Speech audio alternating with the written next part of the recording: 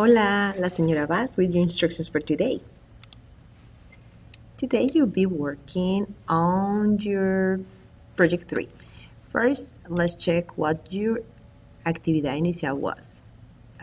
It says on the comments, type a brief introduction about yourself using the vocabulary seen, vocabulario nuevo 1, follow the example. So you're going to copy this information and replace with your own information, and that's what you're going to reply right here. Copy here, and then you replace with your information. Me llamo, and then you put your name.